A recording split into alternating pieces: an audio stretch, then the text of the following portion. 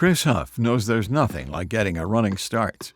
Shortly after beginning his radio career, Chris was named music director at Dallas's KPLX at the age of only 21. At that point, the youngest music director in the country format. He spent 12 years at KSCS in Dallas, rising from music director to assistant PD to program director. In 2008, Radio Inc. magazine crowned Chris as Top Country Programmer of the Year, and in 2010, KSCS was named the Academy of Country Music Station of the Year. Chris headed south on I-45 in 2014 to Houston's KILT, where he assumed the role of Assistant Program Director and Music Director, later promoted to Program Director in 2019. The following year, KILT was given the Country Station of the Year award by the Academy of Country Music. During this period, Chris also launched the spot format at cluster companion KKHH. Chris is a numbers guy, regarded as the country's preeminent expert on radio ratings and their history. He is currently a senior radio analyst at Country Aircheck. Today we welcome Chris to the Texas Radio Hall of Fame.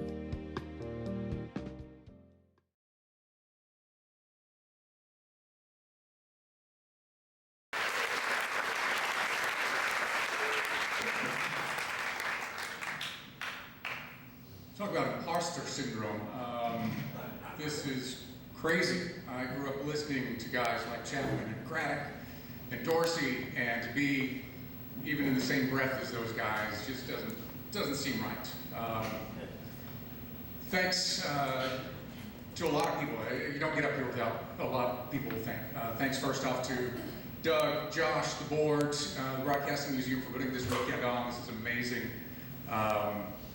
I was here last year, watched my friend John Trepayne get inducted. He stood up on the stage just as incredulous as I am today, and he promised he was going to pay it forward. He was going to nominate people for this year, and there are several people he nominated that are up here today, thanks to him, myself included. Thank you, John Trepayne. And thank you for everybody who's voted. And I promise I'm going to pay it forward for 2024. And one of the first names on my list is the first PD who hired me, Ken Roberts at KBEC in Waxahachie, Texas, who I believe is in his 42nd year at that radio station. He and owner Richard Tuck hired a high school kid with zero experience, but a lot of curiosity, and I would not have a radio career if it were not for them. Thank you also to Bobby Craig. He is a Country Radio Hall of Famer who hired me at KPLX. He put me on the morning show as a producer with Harmon and Evans. They were inducted here last year. I learned so much from them, but most importantly, I learned from them I was not cut out to be a morning personality at all. It was everything behind the scenes, the programming, the research, the imaging. That's what I wanted to do, and that's where my career took me.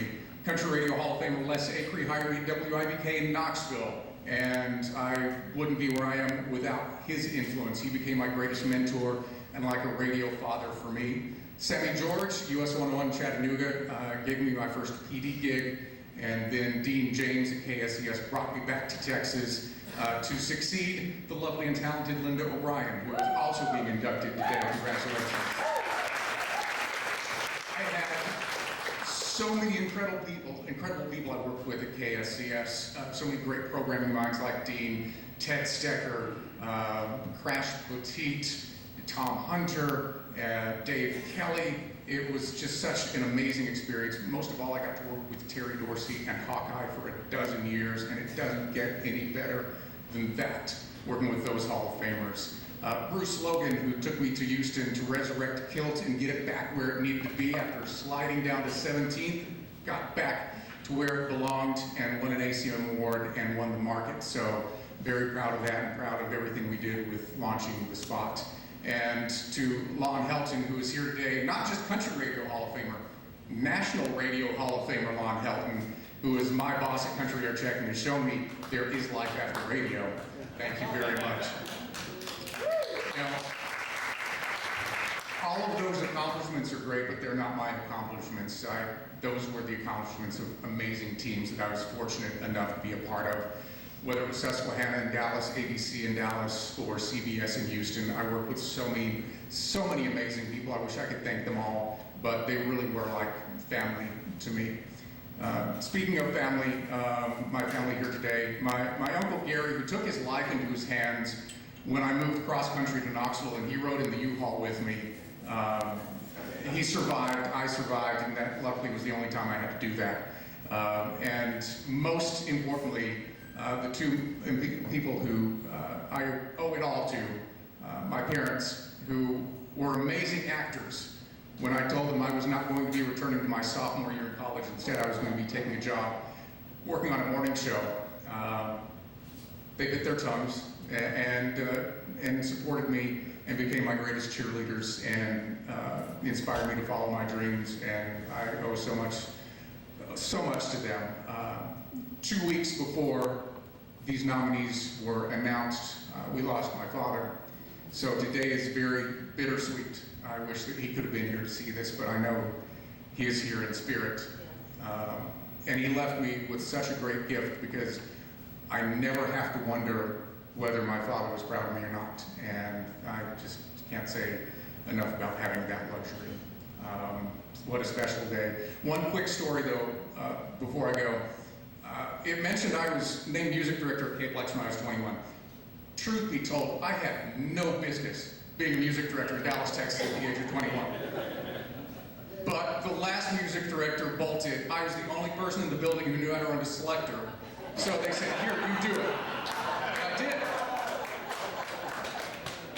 And all the record companies started calling me and whining me and dining me and sending me on showcases across the country. You think that went to my head a little bit? Just a little bit. Then a new PD comes in. Of course, I think I know it all at this point. And I quickly learned I did not. I learned what a pink slip was.